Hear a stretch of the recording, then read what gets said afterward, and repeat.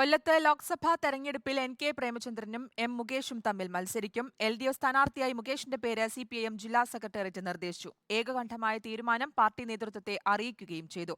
മന്ത്രി KN ബാലഗോപാലിന്റെ സാന്നിധ്യത്തിൽ ചേർന്ന യോഗത്തിലായിരുന്നു തീരുമാനം.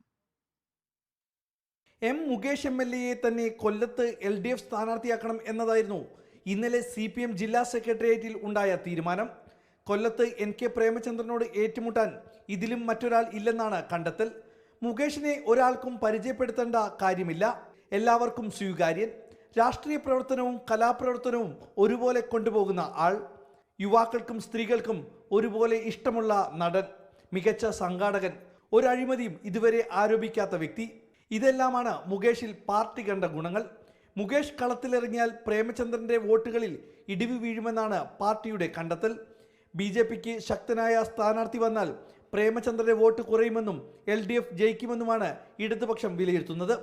എന്നാൽ മുകേഷിന്റെ പേര് പാർട്ടി ഔദ്യോഗികമായി പ്രഖ്യാപിച്ചിട്ടില്ല. BJPക്കും ഇതുവരെ സ്ഥാനാർത്ഥികളായില്ല. ശക്തനായ ഒരു സ്ഥാനാർത്ഥി വന്നാൽ ത്രികോണ മത്സരത്തിന് കൊല്ലം ലോക്സഭാ മണ്ഡലം സാക്ഷിയാകും. നിലവിൽ N.K. പ്രേമചന്ദ്രന് വേണ്ടിയുള്ള ചുമരെഴുത്തുകളും മണ്ഡലത്തിൽ സജീവമായി. റിപ്പോർട്ടർ, കൊല്ലം.